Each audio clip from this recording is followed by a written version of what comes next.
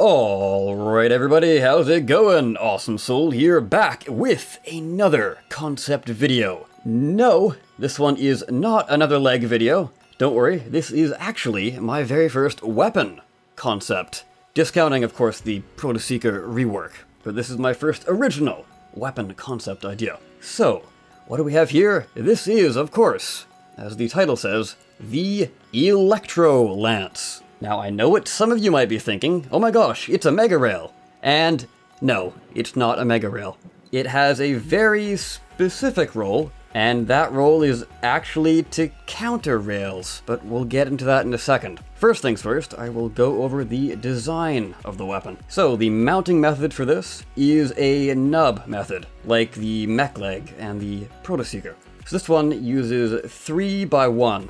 And you'll be able to see that better once the front view comes into, well, view. Moving up, we have a relatively small rotating platform compared to some of the other quote-unquote heavy weapons. And then all the way up at the top there, at the back at least, we have something that's sort of interesting. It fits in with the theme of the weapon. Basically, that is a nanotank, you know, like nanobots. But these ones are not programmed to heal. These ones are programmed to build. What could that possibly mean?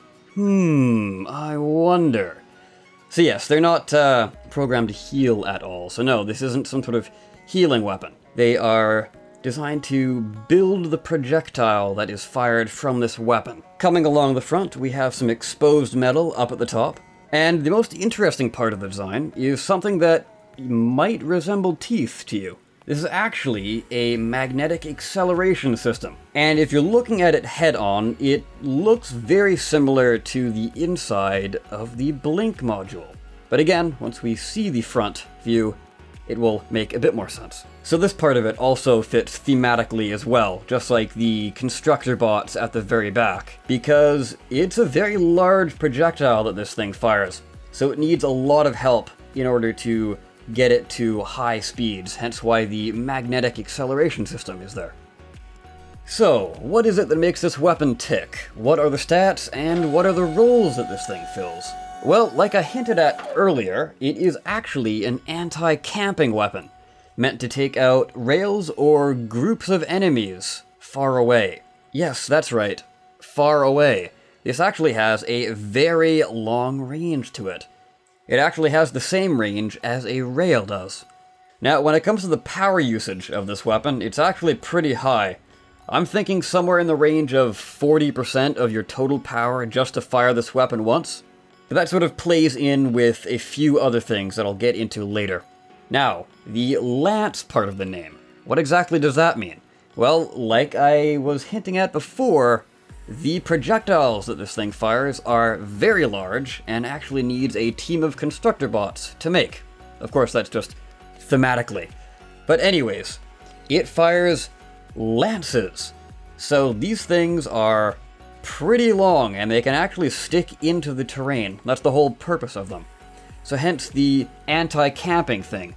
You see a rail far off in the distance, he's laying down the hurt on your team, or well, you as well, and you're like, yeah, you know what, I think you need to move. So you fire your lance in the general direction of the rail, it sticks into the ground, and then it starts attacking anything nearby. So it stays in the ground for 20 seconds, or after 10 shots. And it fires once every 1 second if something is in range. And it has a decent range to it.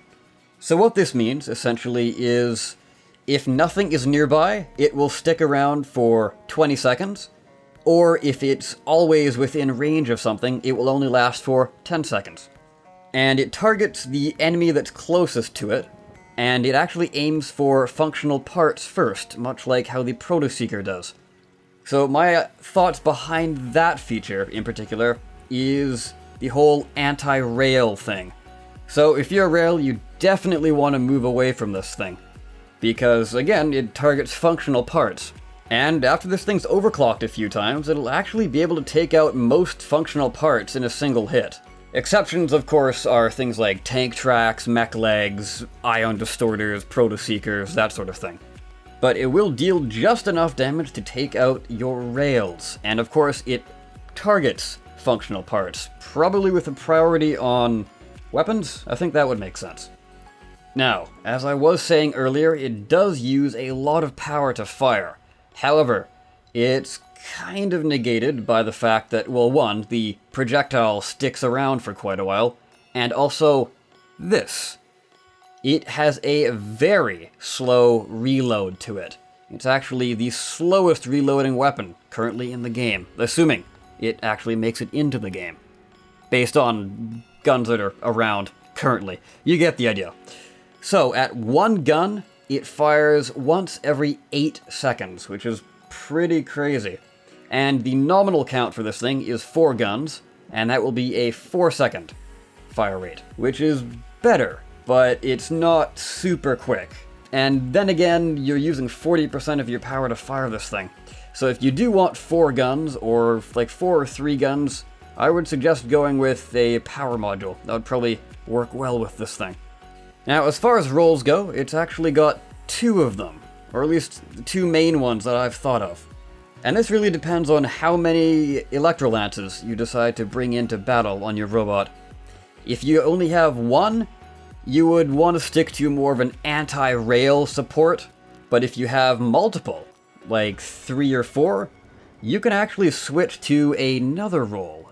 And that role would be setting up traps. Because you can fire every 4 seconds, you could actually lay down a few lances, and if you see a group of enemies coming in, say, into a cave, for example, you could set them up on the backside of the cave where they can't see them. They come inside, raring to go, trying to take out your team, and all of a sudden they're zapped by 2 or 3 Electro-Lances. That's definitely going to sting, because they do have some good damage to them, like I said before. So as you can tell, the Electro-Lance is definitely a tactical-focused weapon. It's not really a go-in, guns blazing type of thing. You have to really think about things, and you have to know where to set your lances up, or where exactly to fire on a rail perch to get the best ability to stop them from attacking you. Because if you don't set your lance up right, it might not be able to fire if the rail moves back slightly. So you definitely have to know how to play smart with this thing. Now, the weapon itself, actually, as I'm sure you could tell, is very large. Mainly it's very long, though, so it does have the same radius as the flat cannon, just to give you an idea. And the lance itself is actually 6.5 blocks tall, but when in the ground, it is only 4 blocks tall. That's still pretty good, though, because if you're firing at the sort of the lip of a cliff, the lance will actually be able to hit down and up. So if you've got a rail insectoid, for example, it can't really climb down if you've positioned your lance right, because it'll still be zapped. And if it backs up in the cliff, it's still going to get zapped. So it really just has to leave that position and definitely find a new area. And that's the whole reason. Chances are the Electro-Lance isn't going to score you many kills, but what it will do is help your team out, because rails will constantly have to reposition. Of course, if you're playing smart with this thing and know how to use it to its full potential. Anyways, guys, that covers everything for the Electro-Lance. Hopefully you like this thing. I would definitely like to see something in this role added to Robocraft in the future. A tactical weapon like this is something that the game's kind of lacking at the moment, and I think it really needs it. So, with that, let me know down below what you guys think of the Electro-Lance. Feedback is always nice. Would you like to see this thing added to the game? And would you use it often on a robot? Can you think of any interesting builds you could use with this thing? Anyways, guys, I've been the Awesome Soul. I thank you so much for watching. Share this thing around if you like it, and I'll see you next time. Take care.